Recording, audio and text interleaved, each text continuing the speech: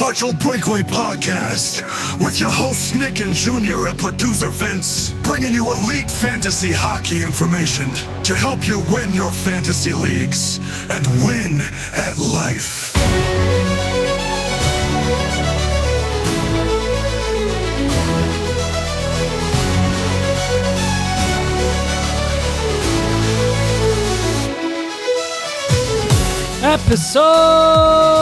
Episode 119 of the Partial Breakaway Fantasy Hockey Podcast. I'm co-host Junior, joined by, remotely, producer Vince and co-host Nick. How we doing, fellas? We're alive and well. A snowy, rainy Sunday The snow and evening. ice rain could have stayed away today. Would have been nicer. I love the fact that you're doing this from a lazy boy. You better believe it. You should see what's holding up my laptop right now, because the table that usually holds up my laptop, I brought it into our studio to hold the roadcaster. So what is holding up your laptop? Is it your feet or? No, Is it- it's those when you have a small kid, baby, and you don't want them to fall on the floor, so you put those styrofoam things. So I have about 20 of them stacked right under my laptop right now, so it's good eye level. Hey, Doesn't whatever show- works. Whatever Hey, works. it doesn't show me too slouched, but I'm not gonna lie, I'm very comfortable. Might even fall asleep during the episodes. It is what it is, guys. With your take, sometimes I understand why Oh, you would fall asleep. or maybe with your takes. Huh? Well, we had some really good takes this week on our social medias, the clips we did of episode 118. And if you haven't seen them, go follow us at Partial Break Pod on Instagram, X, TikTok, and go on YouTube to follow us to see our shorts. And if you want to watch our pretty faces while you listen to our full episode, at Partial Breakaway Fantasy Hockey Podcast on YouTube. And any audio podcast platform, you search Partial Breakaway Fantasy Hockey Podcast, you will find us. We will be there. We will be square. And just we will click, be great. just click automatic download. That's all you need to do. Yeah, you won't have to search anymore You after don't have that. to search anymore. You click the automatic download, it automatically downloads. You want to listen to it in a week from now, it's there. No I'll problem. be honest, I still find it very weird every time that you talk about shorts and then you talk about pretty faces. So I just find it odd. Kind of, it's a little weird when you put them together. Not It's a gonna little lie. Yeah. bit distant, though. You know, like shorts, it's like lower body and upper body. So I don't know. Nick, where's your head? Definitely Oh, my lower body. I definitely know where Nick's head is. We did marry sisters. Well, I did want to mention one thing, guys, because it's this week. It's not today, but it is this week. And in Canada, it's Remembrance Day. So that's the 11th of November. And it's important to note, the fact that there's a lot of people that sacrificed in Canada just to give us the opportunity and the ability to be able to get on this silly podcast and talk sports. And we have these freedoms because other people lost their sons, brothers, daughters at some point due to World War II. And we should definitely take the time to be thankful and remember the sacrifices that others have made on our behalf. 100% agreed with you, Nick. Having said that, Apologies, I didn't mean any disrespect there, but our episode would have stopped had I not plugged in my computer. So, but yes, thank you to those who served, who give us the opportunity to be here today and do what Yeah, we those who enjoy doing. served, those who still serve, and those who still serve to keep our freedom to where it is. So And now it's our turn to serve our listeners with our beautiful and entertaining Odd Man Rush. Odd Man Rush.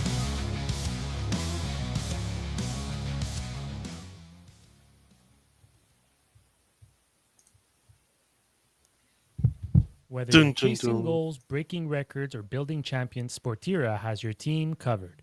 custom uniform, premium textiles, fast turnaround. From the field to the court, from grassroots to pros, Sportira brings your game to life. Outthink, outwork, outplay. www.sportira.com.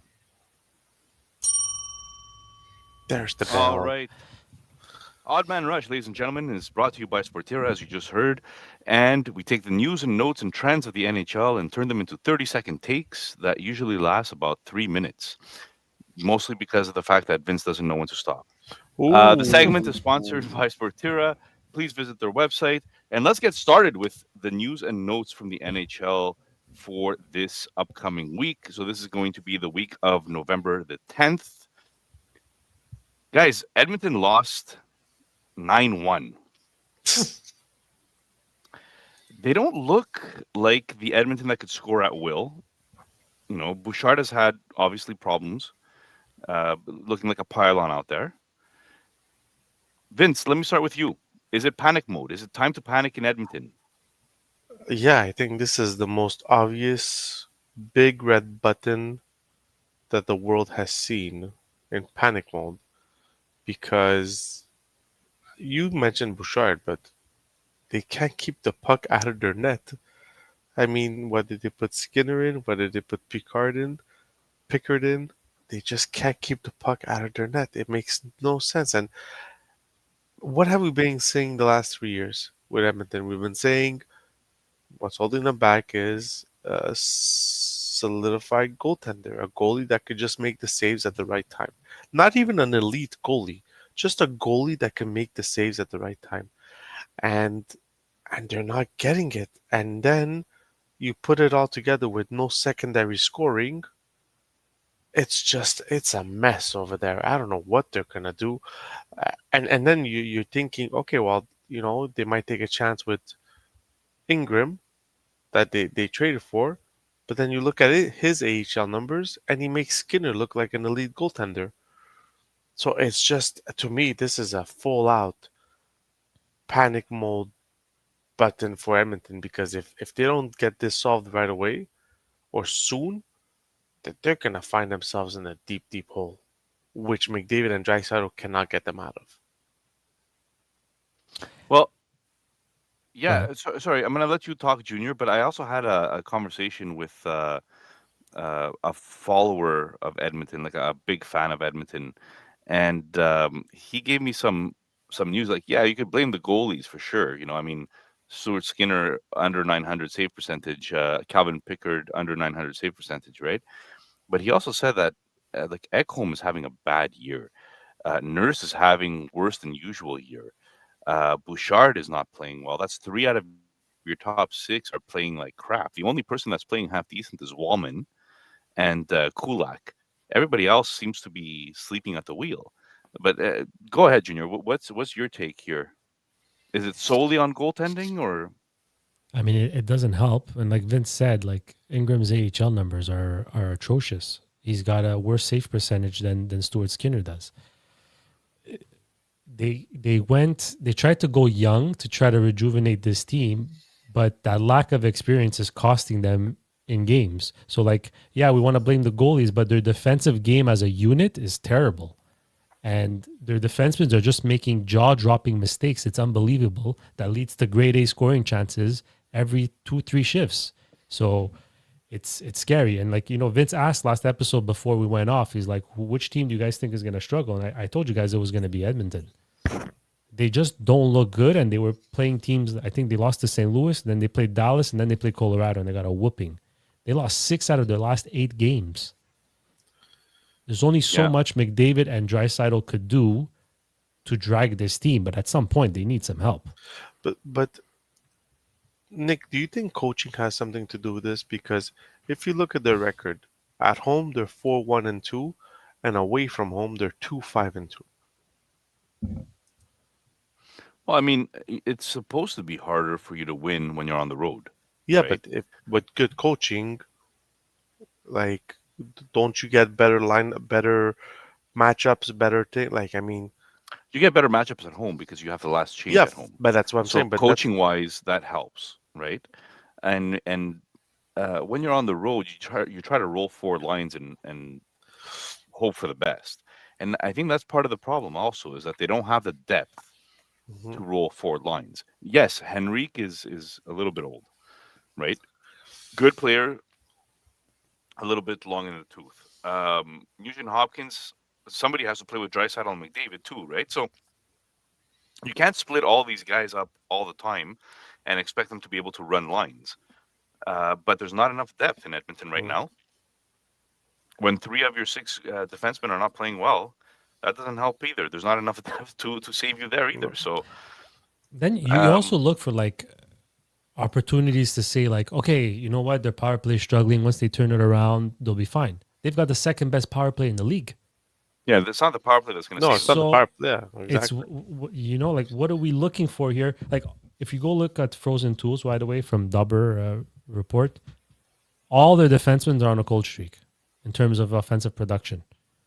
Yeah, I mean, yeah. you can't have that. You can't have every single one of your defensemen on a cold streak. Ring the bell because I want to transition to something that Vince said is that well, if you're at home and you have good coaching, you get the final line changes, except if you're New York Rangers. Because if you're in New York Rangers, you don't score at home. I think they got shut out twice this week at home, and their home record is absolutely abysmal this year. They're shut out 5 out of the 7 home games this year so far. Like, was this like the last attempt by Drury to make this team into something? Like, is it time to blow it up? Is it time to change the general manager? Like, I don't know what.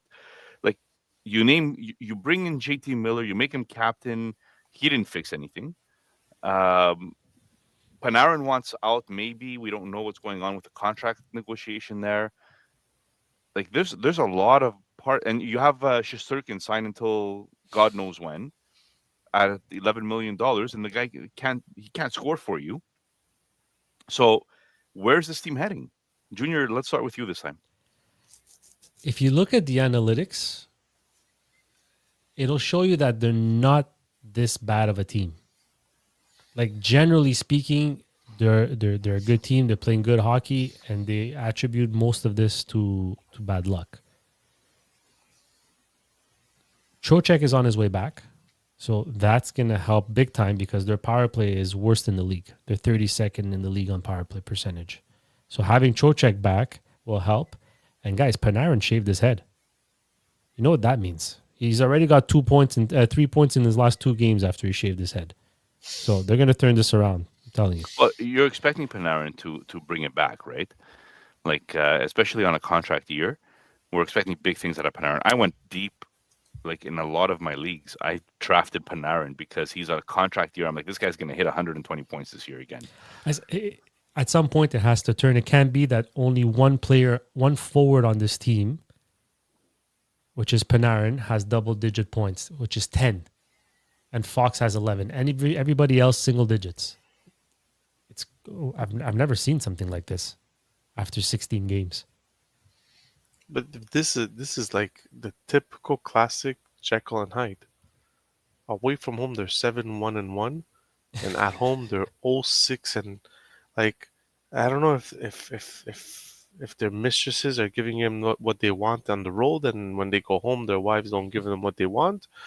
Like I have no idea what it is, but it just it's and to not score 5 out of 7 games at home at MSG, like it's one of the classics arena you want to play in. It's just it's unexplainable. So that's my word. Would you not attempt to just bring a guy like Perot up for the next home game? They brought him up. They brought him up already. But he hasn't played. No, they just brought him up this week. Ring the Okay, bell. like bring him up. Like try something at home. Try something different at home. It doesn't make sense. We're both. If you guys are watching the YouTube, we're both pressing the button. I saw it, but you got to finish your thought. But anyways, go on, carry No, on. you don't have to finish your thought. Okay, New I won't have a Jersey is thought. another New York team. Um, well, they're actually a New Jersey team. They're very close to New York, is what I meant to say. But they're actually unbeaten at home. So again, we're sticking with the same thought process here. Uh, Unbeaten at home this year. New Jersey with Sheldon Keefe as their coach. Vince, are they finally contenders that are supposed to be taken for real? Yeah, Because %. every year we say that, right? But every Yeah. year they do nothing. No, I've seen them. I've seen them play against Montreal, and they're fast. They're strong. They're well built on all four lines. And look, they lost Dougie Hamilton, but they have Luke Hughes. They have Nemec. They have the backup for if a guy goes down. So, I mean, Timo Myers is picking it up again for them. Their lines are just clicking, and Jack Hughes and Bratt are just a great one-two punch. So, yeah, I believe these. I believe they're a contender. I believe they can easily go into the Eastern Conference Finals and win the East if they keep it up like this. And they're getting some depth scoring from Gritchuk. They're Just getting some depth scoring from Wow, Junior doesn't Mercer, want to right? say anything anymore. He looks offended. He looks like he got a little butthurt there. Junior, you there? I'm there. I'm good. You're Carry still on. with us? Yeah, you Anything were to talk talking. about New Jersey? They were always a good team. Just Meyer and Mercer now suddenly picked it up, so their depth is coming through, and that's why they're winning games. Well, talking about some of their depth, they also have some sick depth on defense, right? You have Dougie Hamilton, you have Luke Hughes, you have Nemec. But there's some news here that Dougie Hamilton is in fact hurt for at least this week coming up.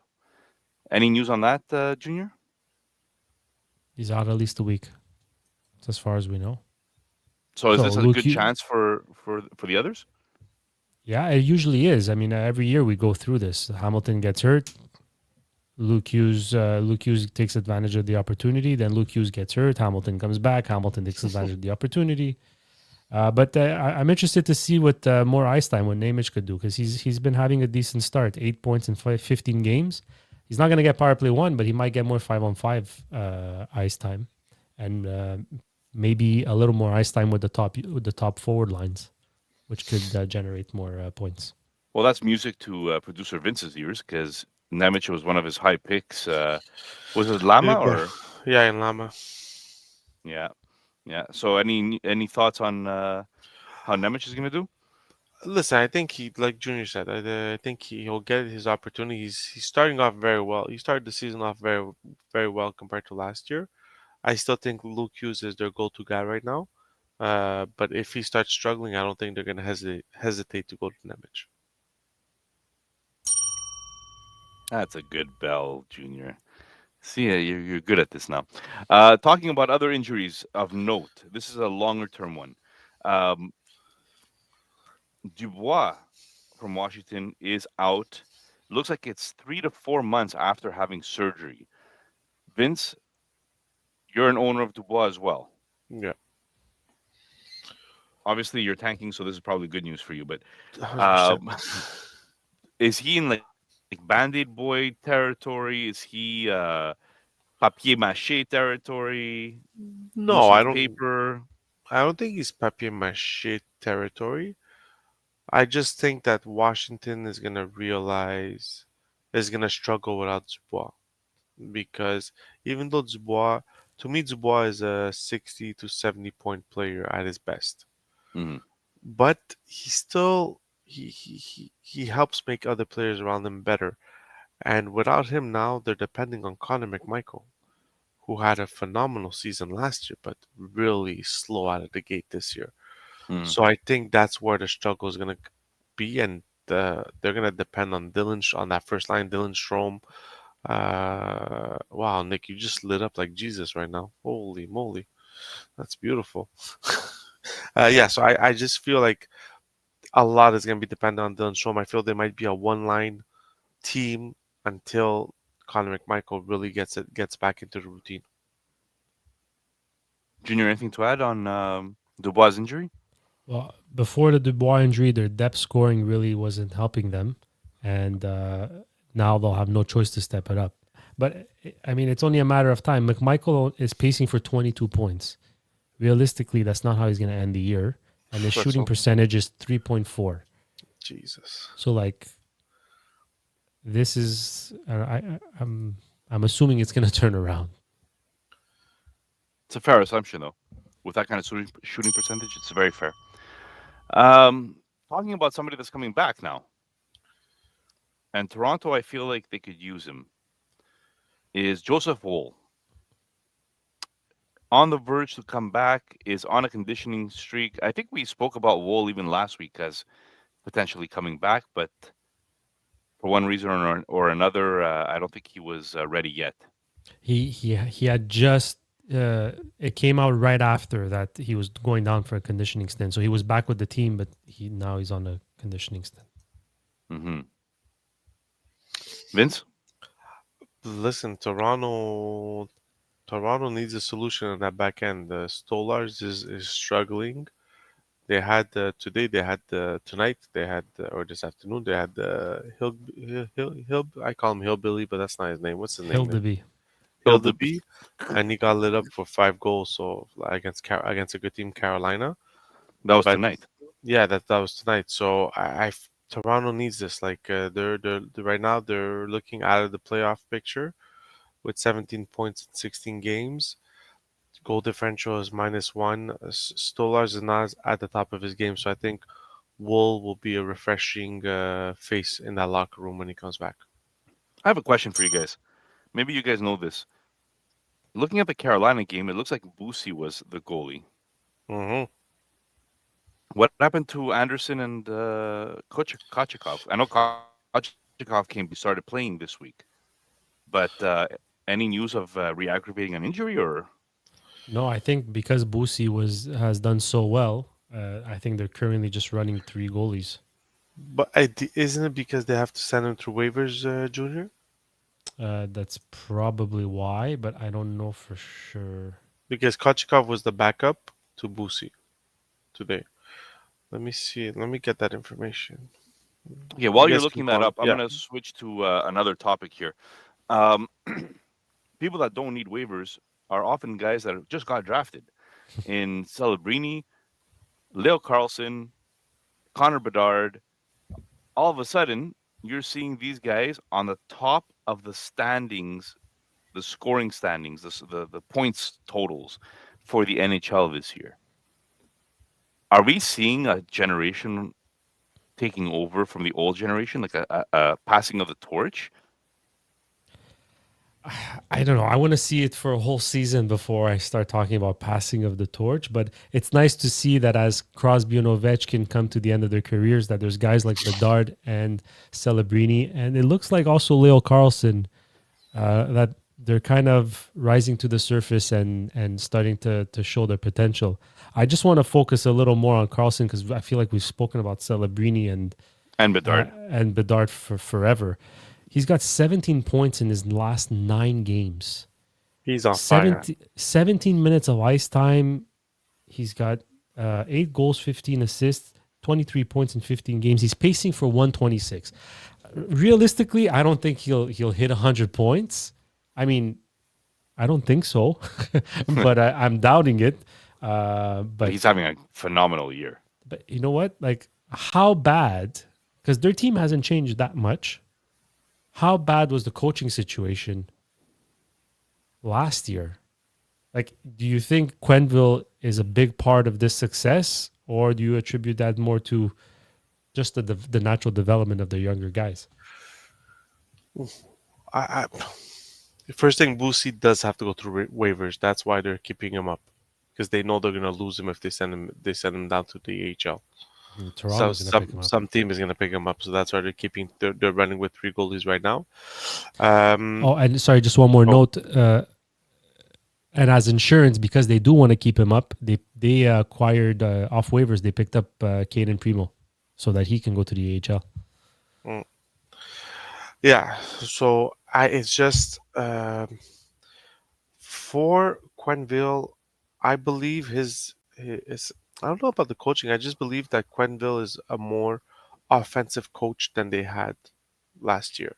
So he's making his stars uh he's giving his stars more rope to play with.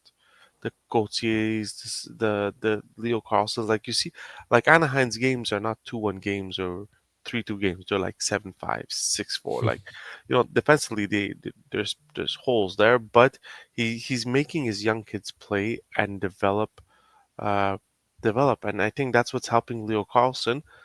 It's also helping that he has a guy next to him that shoots 50 times a game, so that helps him too in Karagozie. But I mean, you're What a looking at season, Karagochi. yeah, What but a season. you're looking at the point standings as we stand right now. Sunday at 10:15 p.m. Connor Bedard first with 25 points, McKinnon with 24, Celebrini with 24, Leo Carlson 23, Eichel 22, McDavid 22. Like it's impressive for these three young kids that are in those standings. Do I think they're the face of the NHL? No, I still think it's the dry side of the McKinnons, McDavid. But I do think they're the ones who are taking over for the older guys like the Crosbys, the Ovechkins, that are slowly transitioning into retirement.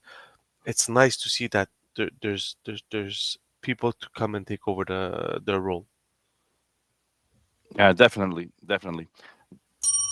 There's also another young player who was not slated necessarily to be the number one power play guy. But if you guys remember correctly, when Victor Nuno came onto our show and he was talking to us about the different people that could take over power play one, he mentioned that Leshunov has that ability to power play lead, quarterback, whatever you want to call it.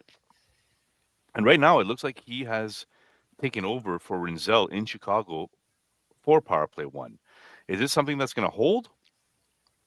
Do we see this as a long term PP1 Leshunov, at least until somebody else comes along? Yeah, well, why not? You go with the hot end. I mean, you're not playing with a team that has much expectations in Chicago, so why not go with the hot end? If Leshunov is the one that's going to make your power play go forward, then you keep Leshunov on that power play. I mean, he has 9 assists. He has no goals, but he has 9 assists. He's throwing around his body, so I think every game he's getting more and more comfortable with the NHL game, which is helping him improve into the defenseman that Chicago hoped him to be, which is like Chicago's not hoping that Rinzel is their number one defenseman. Chicago is hoping that Leshunov becomes their number one defenseman. I mean, they drafted him that high for him to become that number one defenseman. So, and I think slowly, we've all said it. Defensemen always take more time than forwards to make their way into the NHL. And I think this is just a process for him to get better and to establish himself as an elite defenseman.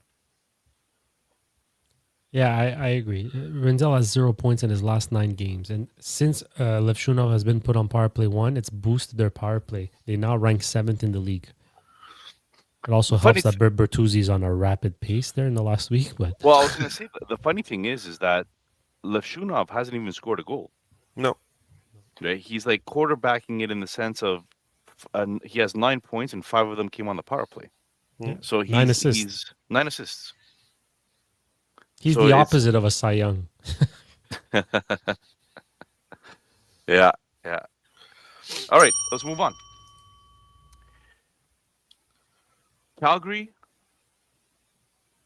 St. Louis are both teams that were in playoff contention last year. St. Louis actually made it, if I'm not mistaken. And on the last day, I think Calgary did not.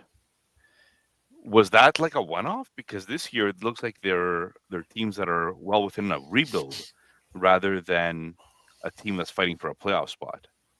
Wolf doesn't seem to have the ability to take them all the way to a playoff spot again by himself, and they're not able to score either. So, Junior, I'll start with you this time. Calgary and St. Louis, like, what's going on with them? Like, St. Louis is supposed to be a contender, I think, or they have hopes for playoff contention. Yeah, Calgary kind of caught everybody by surprise last year. Most of us thought they would rebuild, and then because they were having success, some people started talking about a retool. But if you really looked at their roster, it's a rebuild. Like this should be a total rebuild. So now this makes sense. What's happening this year makes total sense to me. I'm not as surprised. St. Louis, on the other hand, they were supposed to start becoming a bit more of a powerhouse, like not fighting for a wild card, but maybe fighting for like a division, a top three in the division. And they're just not getting enough goals. They're not producing enough offense. And anyone who owns St. Louis players is probably going to tell you it's just not enough. None of them have double digit points. None of their forwards or defensemen have double digit points. That's guys like Kyrou, guys like Robert Thomas, Buchnevich, Snugerud, all of them. None of them. Yeah. It's worrisome. And on top of that, they're not even getting goaltending to say, okay, you know what? I'll bail you out a couple of whenever you're having an off game. Binnington has been atrocious, 859 save percentage and a 334 goals against average. Hofer, which I thought was actually doing better, he's doing even worse. 4 goals against average and 865 save percentage. So Didn't he just have a shutout, Hofer, yeah, he's had this two week? consecutive games this week that he was pretty good. He So was better. hopefully Okay. for So them he had that they're started turning off. it around. He started off really poor. But you said it, Junior. Last year they had their goalies that built up. They had their goalies that gave them a lot of wins that they shouldn't have gotten. Especially St. Louis after the Four Nations. Bennington went on that like hot streak of after winning the Four Nations with Canada. But that this is the thing. If these two teams don't get goaltending, they will struggle to get points. They will. This they're both. They should be both in a retool rebuilding section, especially Calgary. Like St. Louis has their young keys that are there now. One of them in Cairo, we have no idea what's going on, right? He got scratched 2 games ago. Like we don't know where he stands with the coach right now. But they have the Robert Thomas, they have the Snoogaroos. Hofer is young, so I mean, but Calgary, it's Calgary. It's a massive. It should be a rebuild. I mean, Perek, they brought him up, but he's a young kid. He's a defenseman. Always takes time. But you compare what Perek is doing and what Schaefer is doing. You're asking yourself why Perek got drafted where he did, right? So the Calgary as a team is just. I think they're going to be the most active team, trading their veterans to finally start the rebuild that should have started last year, but because Wolf went on that hot run and carried his team to almost the playoffs, they couldn't do anything.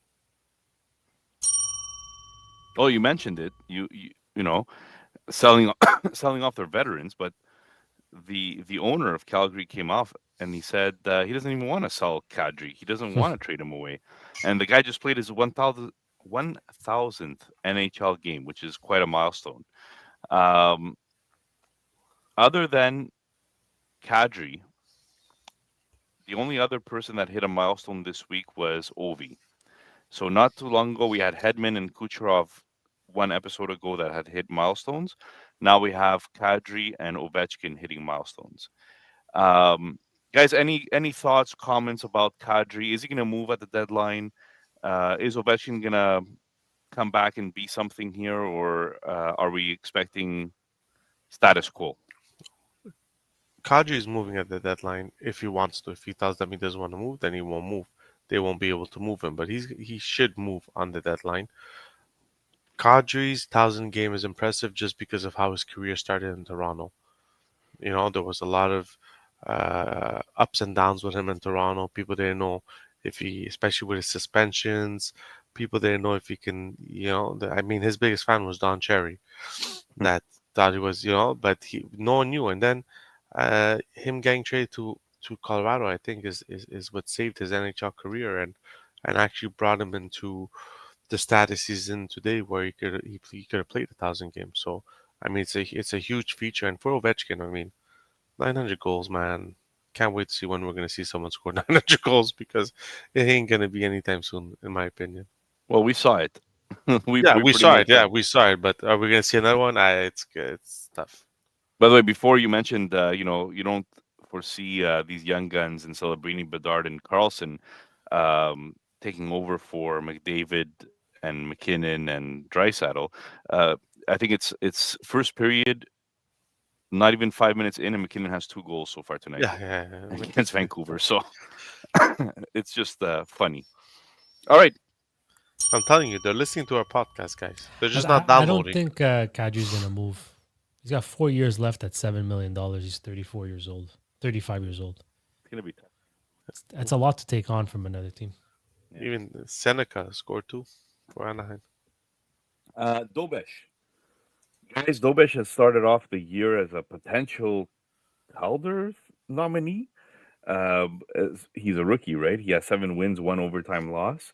But after that overtime loss, he was seen not too happy during the press conference, and he appeared like he was a little bit emotional. Um, guys like Junior enjoy talking about athletes and their emotions. So let's start with Junior here. What do you think about Dobish's reaction to losing in overtime? I think it's not a popular opinion, but I think it's a little soft. I honestly think it's a little soft. Unless there's something I don't know about the reason why he was actually emotional. I get it, he cares, and that's a good thing. But you could care without feeling distraught of losing in overtime versus the best team in the East.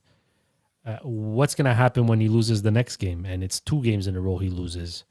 He's going to pull a tantrum. He's going to go nuts. What he's going to do? Like, if he's having a hard time handling an overtime loss to a cup contender, when he hits a streak where he loses 2, 3, 4 games in a row, I'm not confident in him now to turn that around because he can't even handle an overtime loss to a contending team. So, look, hopefully it's a one off. Whatever the reason was, there was something else behind it because I think he is a pretty decent goalie. But I'm glad Montembeau's starting to turn the corner. Yeah, listen. I like the passion. And listen, June, like you said, I mean, there's crying, then there's the tantrum, and then there's the starting the throwing of the toys. I mean, we go through it with our kids. He's So I gonna start mean, whipping sticks. he's gonna start throwing his sticks. Yeah.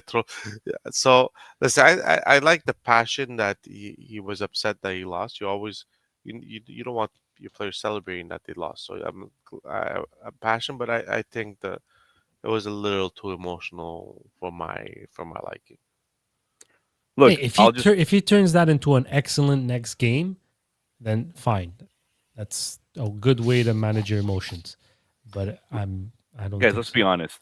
Like to be at this level, to be National Hockey League players, you have to have some sort of emotion in you, right? You have to have some sort of passion in you. You have to be able to even like handle the pressure of Yeah, the that NHL. you There's have to have so much pressure on you you have to guys, have a right? bit of thick skin, right?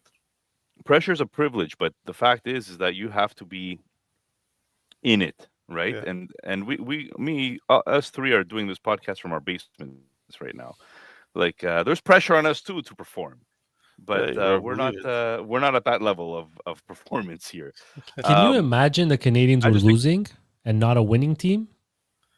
wow, He's look, lucky that the team is winning because do you the guys media would have eaten him up alive. do you guys remember? That's my quarterback, man, Well, Terrell Owens. Darrell Owens.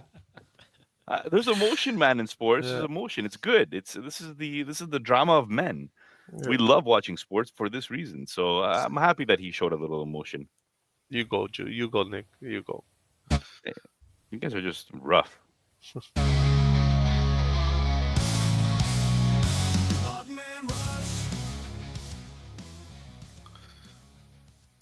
All right, ladies and gentlemen. Well, this is brought to you by DraftKings.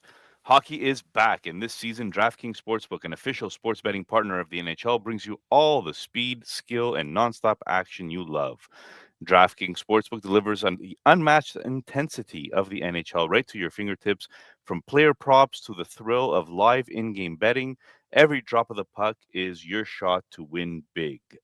I don't have money, so I do not bet on much, and I cannot make more money unless I win those bets. So there's been there's some good prop bets for players. I've mentioned before that if I have a dollar, maybe I would put it on shots on goal, or maybe would put it on in a game. If New York Rangers are playing at home, bet for them to get shut out. Um, Anyways, I mean, that's where I would put my money if I had any. New customers, this one is for you. Bet just $5, and if you win your bet, you get paid out $300 in bonus bets instantly. Light the lamp all season long with DraftKings. Download the DraftKings Sportsbook app and use code THPN. That's code THPN to turn $5 into $300 in bonus bets. if your bet wins. In partnership with DraftKings, the crown is yours. Gambling problem? Call 1-800-GAMBLER. In New York, call 877-8-HOPE-NY or text HOPE NY 467-369. In Connecticut, help is available for problem gambling. Call 888-78-97777 or visit ccpg.org. Please play responsibly. On behalf of Boot Hill Casino and Resort, Kansas, pass-through of per wager tax may apply in Illinois. 21 plus age and eligibility varies by jurisdiction. Void in Ontario. Restrictions apply. Bet must win to receive bonus bets, which expire in 7 days. Minimum odds required. For additional terms, scroll down. And responsible gaming resources, see dkng.co/audio. Limited time offer, copyright NHL 2025, all rights reserved.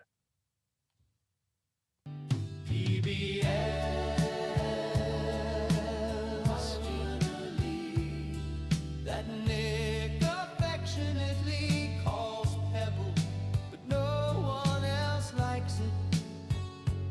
Partial breakaway. Listen early. Wake up to the aroma of fresh bread and warm croissants baked every morning at Boulangerie Pâtisserie Italia. From cannolis to crusty Italian loaves, every bite is made with passion, tradition, and a touch of Italy. Come taste the difference, where every pastry tells a story and every loaf is baked with love. Boulangerie Pâtisserie Italia, situated at 5496 Jean Talon East, Saint Leonard. Come visit. Shout out to Fred, who finished the week in first place. I mean, the week is not over. There's still some games active right now, but I think he's got a healthy enough lead for this week that it's safe to say Fred, with 172.9 points, was the winner of the week, if you will. Shout out to also M. Valmora 2, who has the second most points, and Vito P, with the third most points this week. As for the overall standings, yours truly, Junior, is still in first place. Fred has climbed all the way up to second place in the overall standings, and Vince's Bigfoot team is holding on to third place. So let's jump straight into this. You could at least say like Fred is at 605.6 and Vince is at 605.4. Why? Like I'm basically tied for second place. If you ain't first, you're last. Yeah. I could have also said I have a 40-point lead, but I didn't. Okay, here we go. Yeah. Well, I have a 40-point lead from the bottom. Well, to be fair, for the first up until this week, my other team was in the top 3, and I dropped down completely to like 16, 17 this week. Guys, if I'm one thing in life, it's consistent. All right. My teams, I have 3 teams. All 3 of them are ranked 34, 35, and 36 in the league right now. Okay. They're back to back to back. Bottom. Hey, you always need a good foundation. You always need a good foundation. So you're holding the rear there. You're doing a good job. Yeah. If there's one thing I could do well, it's the rear. You're making sure nobody's getting left behind, Nick. Well, you know who's going to be left behind this week? Players from the Chicago Blackhawks, the Pittsburgh Penguins, and the Utah Mammoth, because Tell me why, Junior. those are the 3 teams that only have 2 games this week. Players that will be probably more likely to be drafted are from the Columbus Blue Jackets, the Edmonton Oilers, the New York Islanders, the New York Rangers, and Vegas Golden Knights. Those are the teams that play 4 games this week. The Rangers have 4 games, 2 games at home. So it's like they're only playing 2 games if you want from a fantasy perspective. Not sure how much you want to dial in there. But guys, what's your strategy going into this week? Have you paid attention to the schedule at all? Nick, I know off air you were kind of talking about the Edmonton Oilers. Are you smashing Oilers this week? My strategy is to do what Nick does not do. I mean, up to now it would have worked. Nick, Sorry, you're just guys, choosing my not to internet talk? kind of bummed out a little bit there. Okay. Did you hear me? Do you guys hear me at all? Or? Yeah. Yeah, Do we you hear hear us? You don't hear us? You're muted. You're definitely muted. Why are you Okay, I muted? think he left and probably came back. Vince, why don't you tell us what your strategy is for the week, Listen, or what your lineup looks like? Edmonton can't keep the puck out of their net, so they're gonna have no choice but to score. So, I mean, with my one of my teams, I just slapped on all kinds of Edmonton players as much as I could, and then because Drysdale and McDavid cost so much, the rest were just ELC players that play 4 games. With that team, I'm 24, trying to catch up to the top. We're just trying to make a run to the top. With my third place team, I actually loaded up on Vegas players just because they have 4 games. Dorfer has a healthy contract at 1.8 million. So I start with the Vegas players, and then I just put in other teams that play 4 games. I put in 2 Islander players. I put in Columbus players, and then I just put in ELC guys, basically like Celebrini and Hudson, just to fill out my outline. But basically, this team is going to be very concentrated on the Vegas Golden Knights, who need to score about 10 goals a game. Well, I'm kind of with you on that one. With the team that fell off the radar, I also took Jack Eichel and Pavel Dorofeyev. I touched the Islanders with Heineman. Yeah, I did that too. Yeah. And I kind of like, even though they're only playing 3 games, the Colorado Avalanche are playing the Ducks, the Buffalo Sabres, and the New York Islanders all at home. So I wanted some representation of the Avalanche, and I think I took Natchez and Kale McCarr. So I went with a high-priced defenseman. Yeah. On Nick is back. I got to add him to the stage here. No, he is deactivated. Okay. One team that could be very interesting to look at is also Detroit. They only played 3 games, but they're playing Anaheim, who we spoke about, score a lot of goals but give up a lot of goals. Buffalo Sabres, where the lean is not there, and the New York Rangers. So it's a easy schedule compared to others. So you might, like, if you need to fill in your spots, you might be looking at Detroit players just to fill in those spots. Nick, before I. Oh, sorry about that. Why were you're muted here?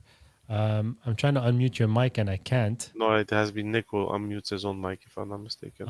So we're gonna see if he can settle his issues with my other team, the one that's currently in first place. I went with a team. I went with a duo that. Hold on, where are they? They're only playing 3 games, so I didn't really focus on 4 games necessarily. But I went with Winnipeg Jets. I think their big guys are a little slow in the last week or 10 days. So I'm expecting a turnaround for them, which is why I loaded that team with Shifley and Connor.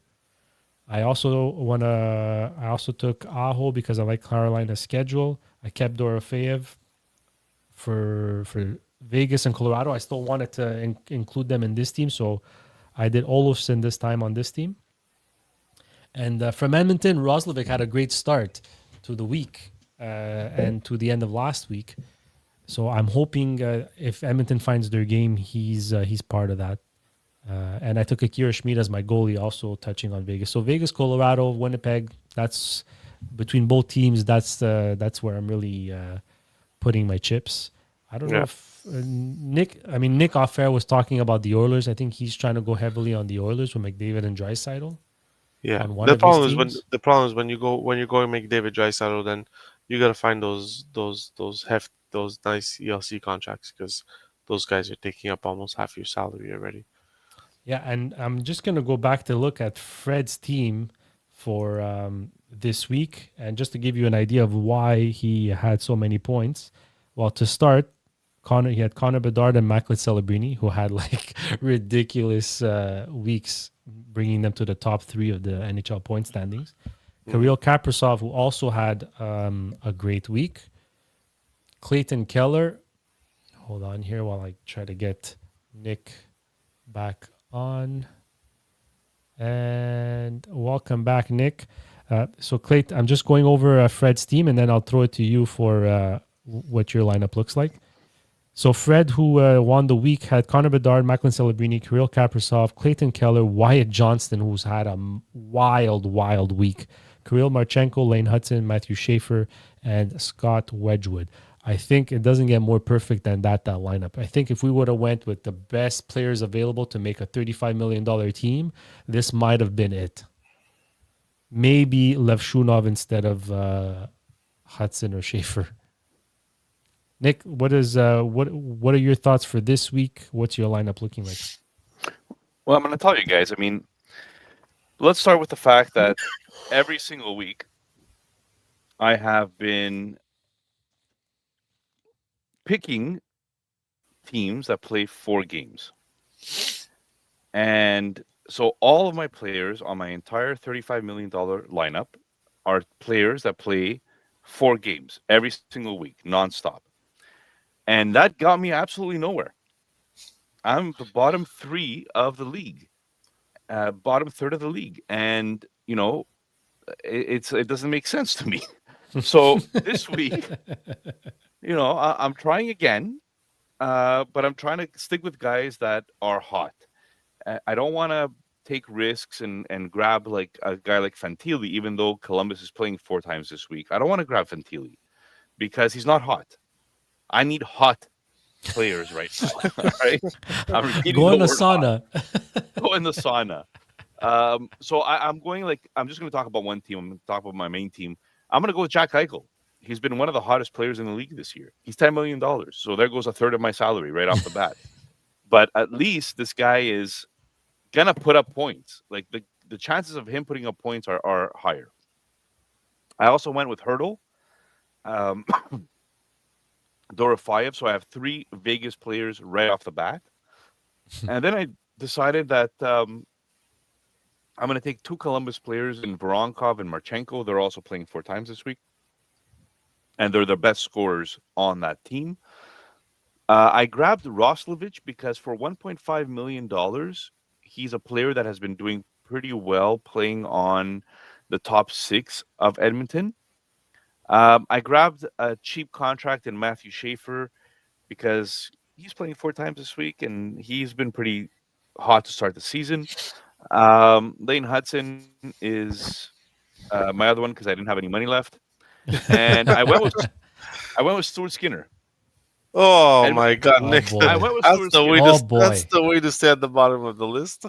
Look, you guys are laughing, but I mean, if you take a look at Edmonton's schedule Schedule? this week, I felt that Edmonton actually does not have a difficult schedule this week, and that's why I went with that.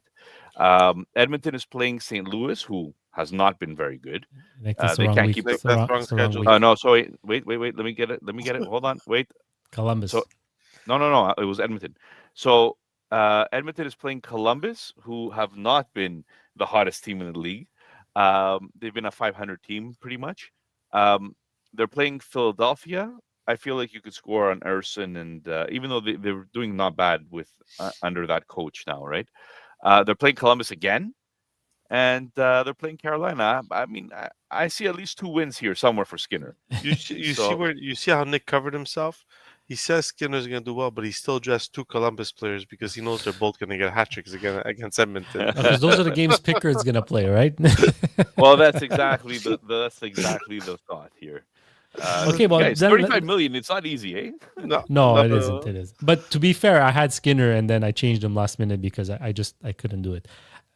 Before we end the PBLL, let's discuss this 4 games and versus 3 games strategy because, like you, Nick, I was often going with the 4 games played, but this week I changed it up because I kind of like Colorado's schedule, even though they only played 3 games. They're playing Anaheim, Buffalo, and the Islanders. So I took some guys from Colorado, and I also took some guys from Winnipeg who also have 3 games, but are playing Vancouver, Seattle, and Calgary. So how much does it matter, really, the 4 games played a week in this kind of league? Is it more about the opponents, or is it just the fact that like they have more opportunity to gain points than if they play 3 games?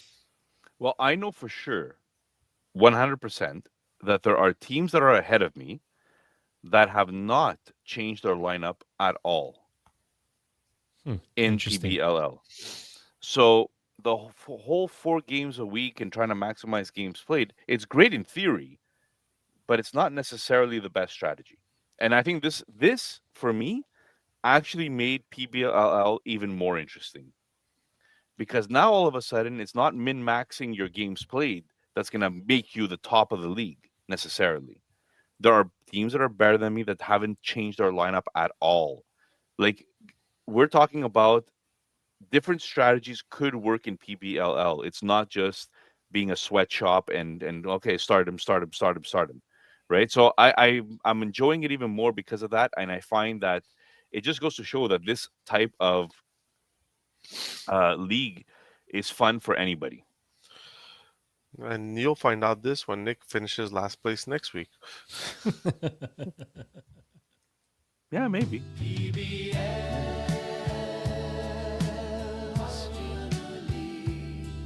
That Nick affectionately calls Pebble. No one else likes it.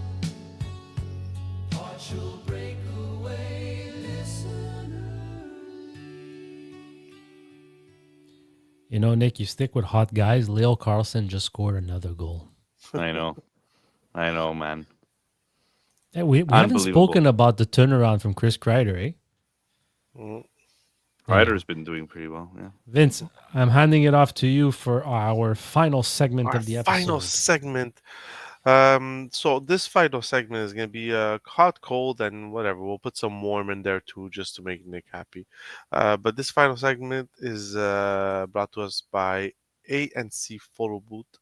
So ANC Photo Booth for an unforgettable experience at your big events, a professional photo booth service with a discount if you tell them you are listeners of the Partial Breakaway podcast and if you download automatically our episodes.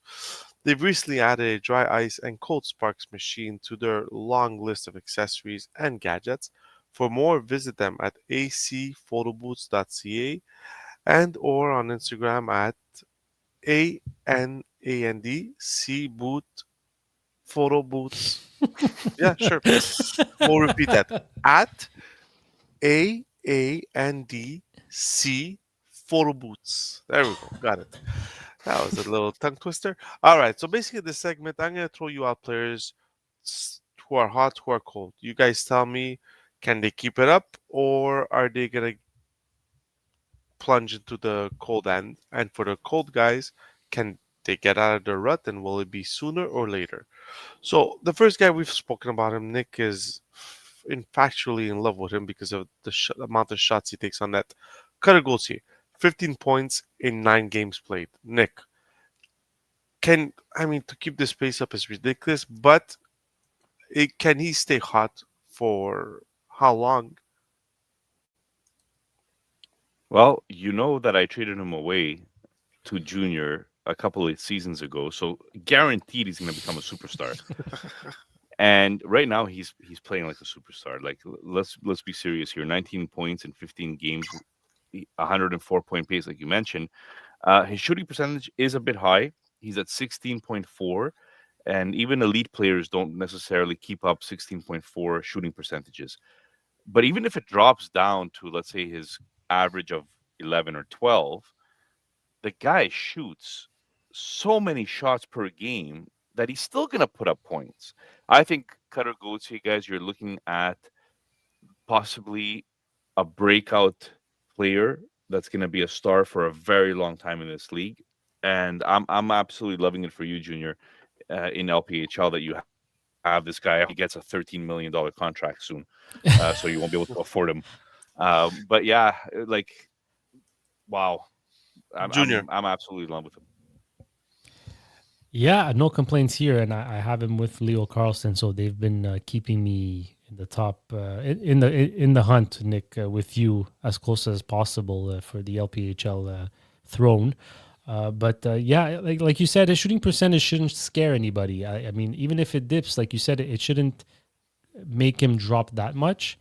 I don't think he'll get 100 points, but I could be wrong. I always, by now everybody knows I like seeing it before believing it.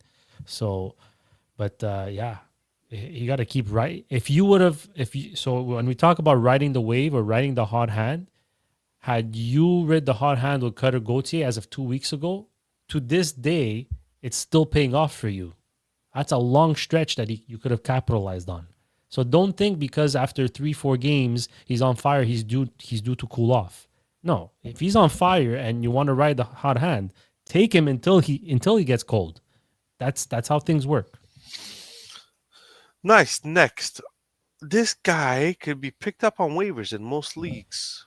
Troy Terry, 5 points in 3 games played. And we can add an assist on tonight's game. Junior, is this Troy Terry going to come back where the Troy Terry who scored 30 points, or is this just a little hot streak and then he's going to cool back down?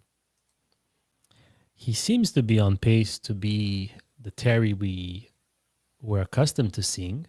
Um, the power play is much better, so that's automatically a sign that he could possibly sustain it because he's already got 5 power play points. He had only 11 all of last year. So he's halfway there, and he's only played 15 games. This team is trending upwards right now. His shooting percentage is 15. It's a little high, but like the last couple of years, he was 11 and 12. So again, that doesn't scare me. He's getting deployment. He's getting opportunity. He's on the power play one. He's on a high scoring team. So all signs point to him sustaining this throughout the year. Nick? Nothing to add. He's kind of had like up and down seasons, but this is the best Anaheim team that we've seen in a long time, and he's kind of capitalizing on that as well. Okay. All right, next. His teammates said he could be a 50-goal scorer. Wow. Morgan Geeky, 4 points in 3 games played. Gets first line, gets first power play. We can admit this guy came out of nowhere this year. So Nick, is he a real number one centerman on this team, or is this just an illusion of the player he could be? Well, he doesn't play center, so he's not a number one centerman. He plays left wing Okay, number with one left David wing. Pasternak. Hmm. And he had 33 goals last year, so this isn't necessarily his coming out party. He's just continuing what he was doing last year. Now, all of us turned around and said that, well, this is unbelievable because he had a 21% shooting percentage last year, so it's absolutely not sustainable in any way.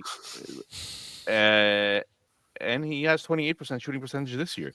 So he's somehow sustaining the shooting percentage.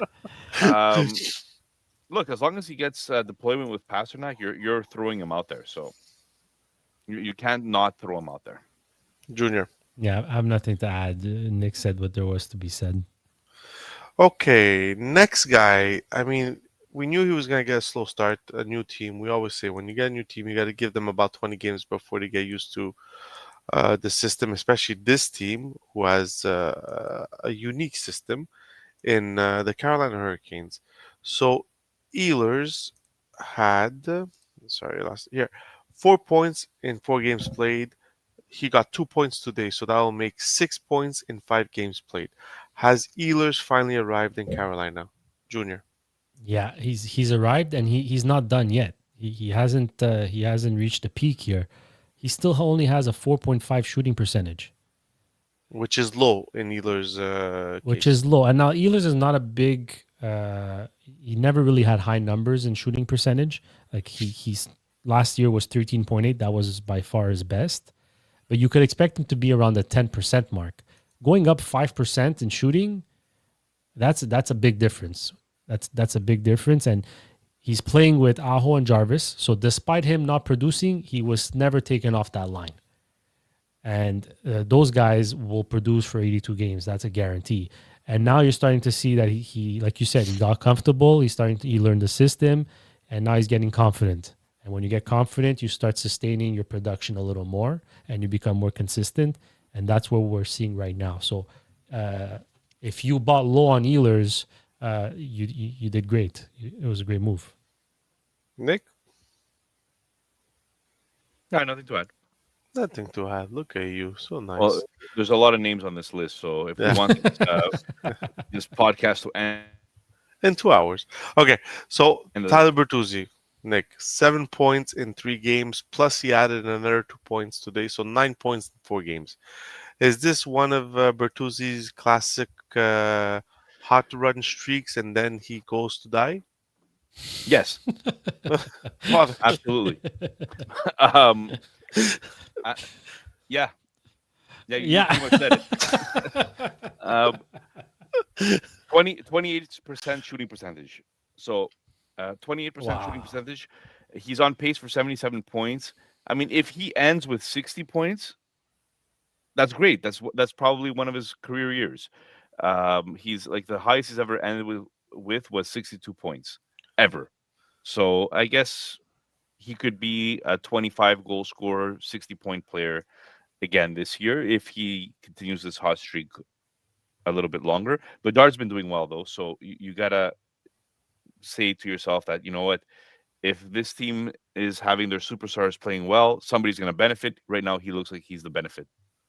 Junior, anything to add?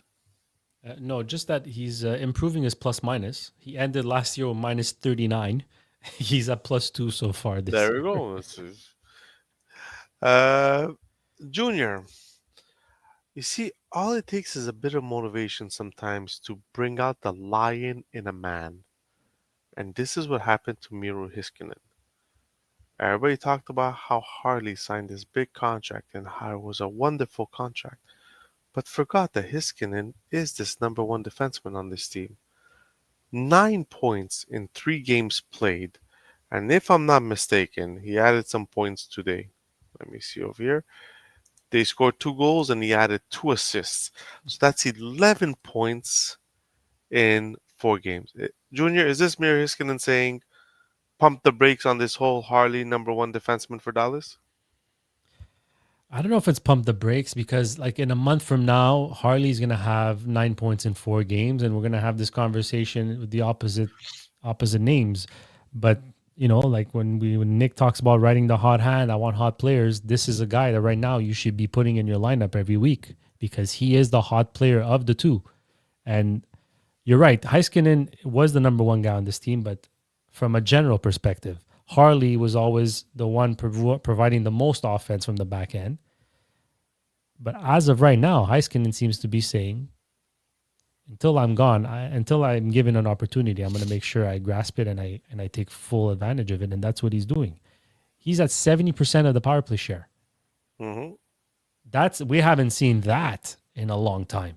It was always closer to 50-50 or even 60-40 Harley. So to see Heiskanen at 70%, that's maybe a first flag to say, oh, what's happening with Harley in terms of a fantasy perspective this year or this early on, I should say.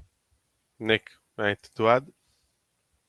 No, Brock Faber, Nick, even him, there's something in him was boiling that they were saying Booyam. Booyam is the guy. Booyam is the future. Booyam is the future, but Brock Faber is the one who got the first big contract with Minnesota.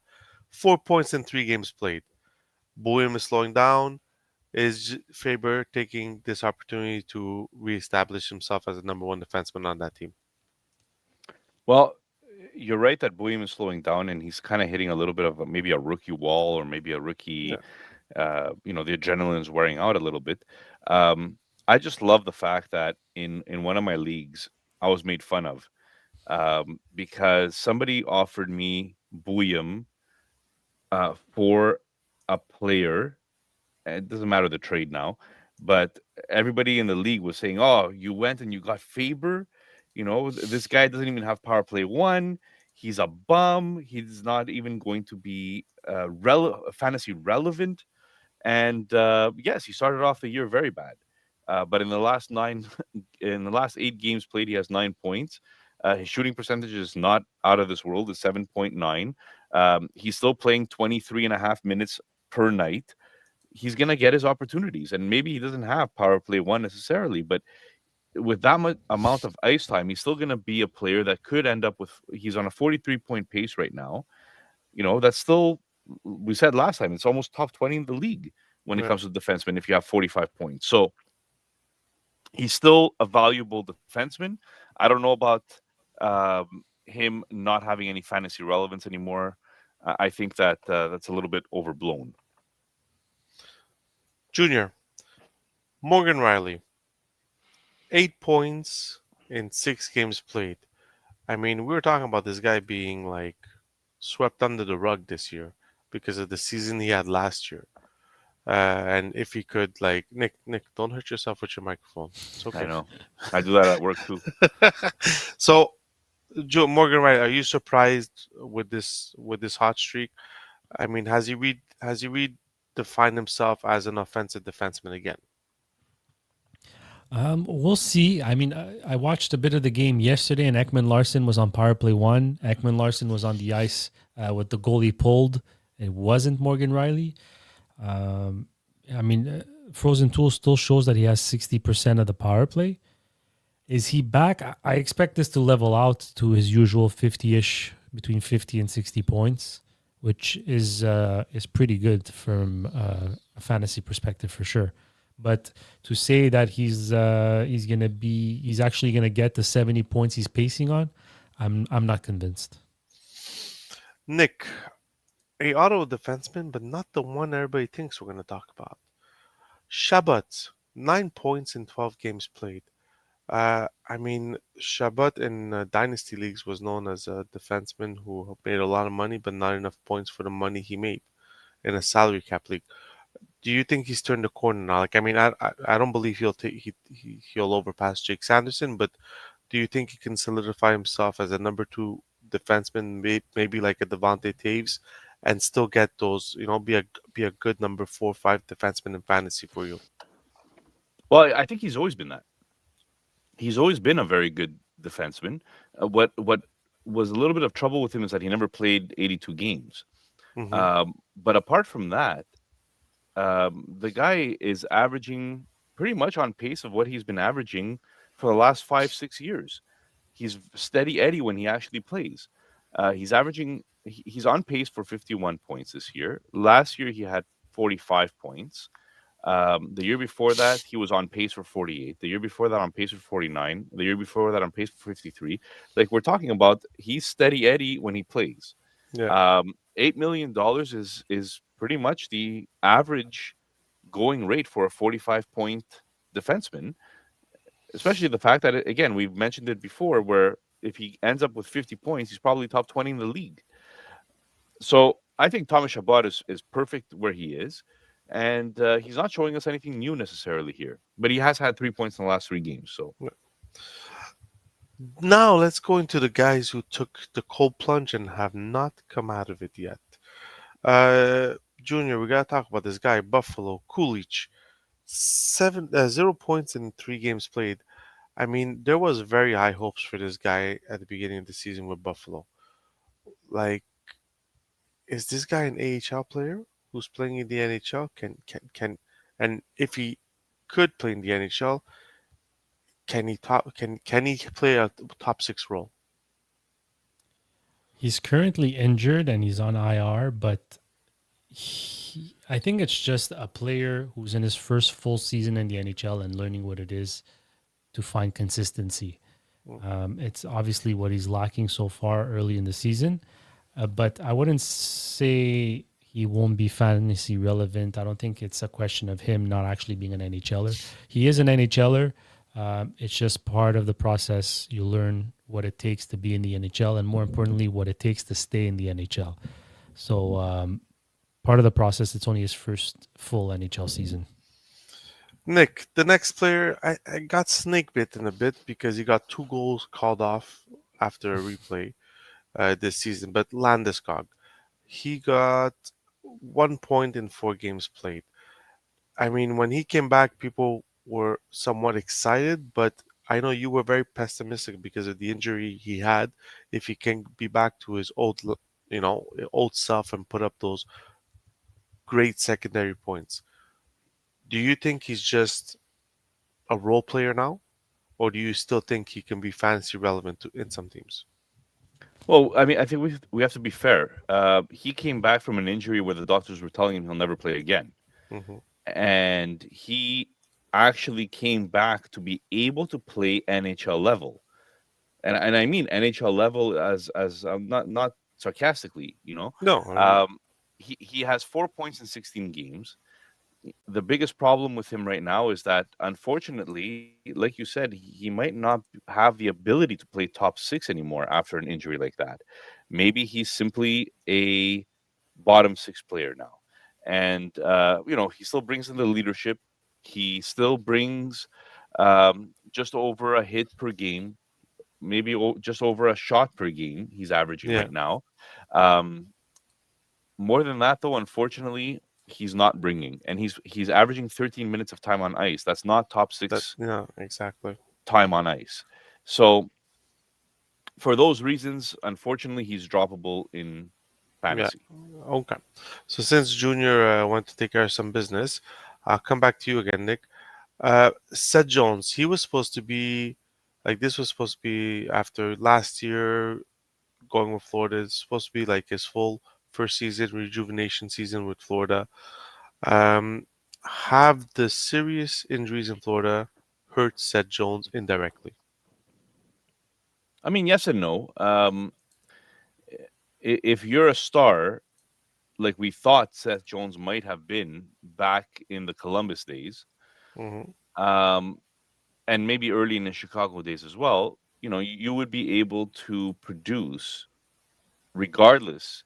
He's been getting the opportunity, Vince. He's 64% of the power play Yeah, time. He's 23 minutes of ice time per night. That's top pairing almost numbers, right? Probably top pairing numbers. yeah. I mean, I think him and Ekblad are almost at the same level right now in time on ice. So yeah, However, unfortunately, he's not putting up the points. 6 points in 15 games so far. Uh, it's not going to cut it. It's not going to cut it for fantasy, and especially not at $9.5 million. yeah. I mean, it sounds like a Daniel Nurse contract right now, and Wow. yeah, it's not good. It's No. not good for Seth Jones. All right, Junior, this young defenseman from LA. I mean, I had to listen to it twice, but there are trade rumors around this guy. Brent Clark for LA. I mean, he was supposed to be the next coming of Drew Doughty, but he's having a rough start to his career in the NHL. 0 points in 5 games played. Is this just a young defenseman learning how to play in the NHL, or is there more to this where he was maybe a little overhyped?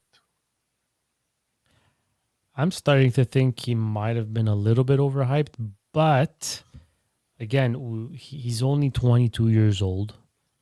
Last year was his first full season in the NHL and he got 33 points. He's still in the development phase that will be up and down. His whole season is going to be up and down. He's still like we mentioned it with Kulik before. It's the hardest thing is to find consistency. And when he first started the season, we saw he had like 4 points in 3 games or in 2 games. Remember, we spoke about him. So this is what it is with these young guys. They're not all Lane Hudsons. They're not all going to come in and get you 60 points in their rookie year and then follow that up on with a pace of 70. So it's just I haven't given up on him, but I am less high on him than I was when he was drafted. Nick, Brady Shea. I mean, Yossi went out. He was supposed to be coming in. 0 points, 3 games played last year. I think he also had a disappointing season. I mean, what can you tell me about him? For fantasy owners that own him, is he a guy you're holding on to and hoping that he gets out of this rut, or are you dropping and looking for a replacement? You drop. Okay, You have no that choice. was I mean, quick. 23 minutes on time on ice. The guy does nothing with it. Mm. He had an opportunity with Yossi injured, didn't do anything with it. So unfortunately, it's a drop. Junior, you had this player. He had a career last year, Nico Hischier. His team's doing well, very well, but in the last 3 games, he got 0 points. Uh, no injuries to talk about. It just, I'm guessing, like our title is, it's a cold streak. Uh, do you believe you can get out of this cold streak sooner rather than later? Yeah, he'll turn the corner. I mean, he had 69 points last year, 67 the year before that, 80 the year before that. He lives between 75 and 80 point paces. He's only on pace for 60. He's going to turn it around. And I mean, that's an example of great depth, right? You have a guy like Heischer who doesn't get you a point in a week, but you still won 2 out of 3 games or 3 out of 4 games. So Mm. credit to the New Jersey Devils for building a good team. But yeah, no, he's going to turn it around. He's too good. He gets his deployment and his opportunity is too good for him not to turn it around. Plus, he has a track record of being better, a big enough track record to convince me that he will turn it around. So he's a hold on and be patient with him right now. Yeah, yeah, yeah. If you have to bench him for a week, fine. But like, that's not a guy you drop. So Nick, I mean, this guy definitely not a drop, but and I mean, his 0 points in 3 games could be explained because his team got shut out twice, 5 times at home out of 7. But Adam Fox, are you even a little worried about Adam Fox, or is this just a resemblance of how the team is performing? No, I mean you can't be worried about Adam Fox, right? I mean, um, yeah, he's Adam Fox. No, he, but he has that's he has that's 11 what points. that's why I started with. This is not a guy you drop.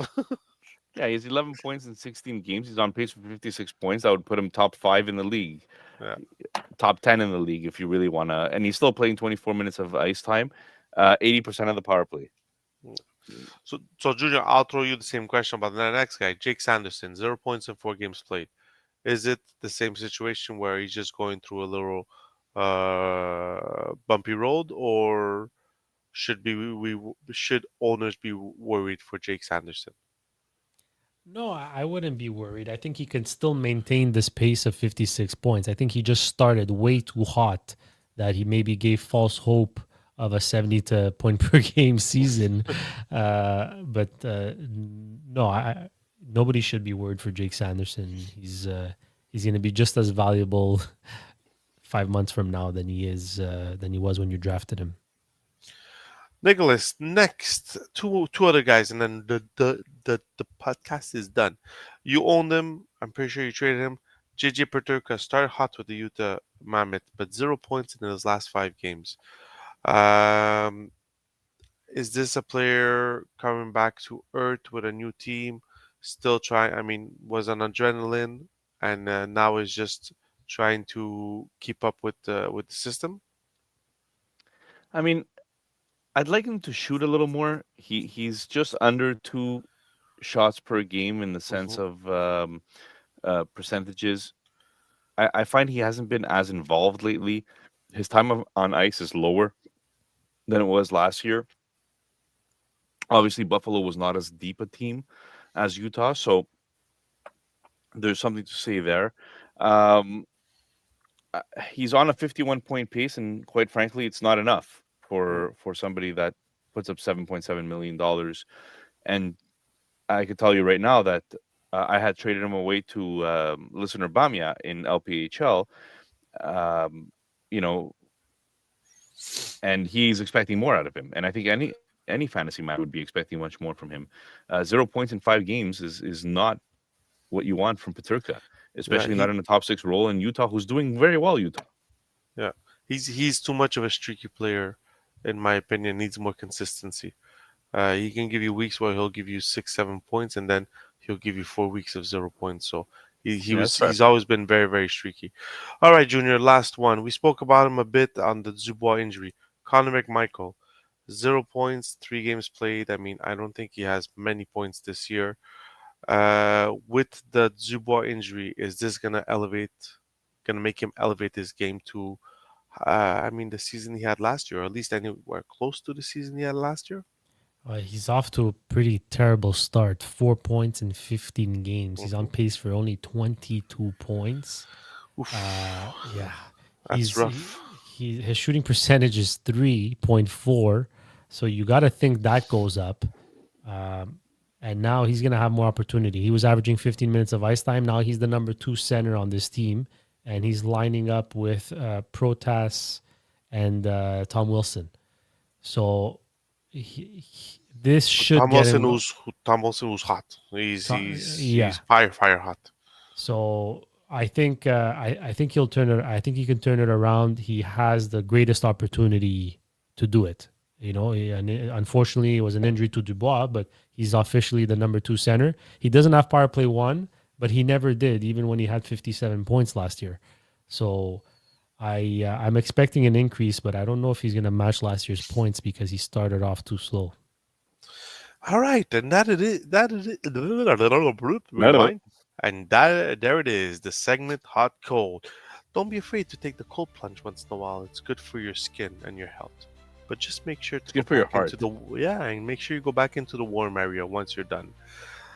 But to all the listeners, thank you to the trillions and billions and millions. Thank you for listening. Um, it's a little long episode, but we're working on. We might work on some different aspects for this podcast. But when we do, we'll announce it. And thank you again for staying with us and listening. Nick, Guys, quick question before Yeah. we end it. Yo. Over or under one win at home for the Rangers this week. They play the Nashville Predators and the Detroit Red Wings at home. Wow. Under. One win or goal scored. No, one. I'm assuming they're gonna score a damn goal, but I mean, if you don't think they're gonna score a goal, then they might as well Yeah, I'm with Nick. You can't give them 2 wins at home. They haven't won one yet. I'll say they'll beat Nashville, but they'll lose to Detroit. fair Agreed. enough. Well, right, hopefully, all of you have a much better week than the Rangers will. Then, Yes, and make sure to click that download button for crying out yes, loud. sir.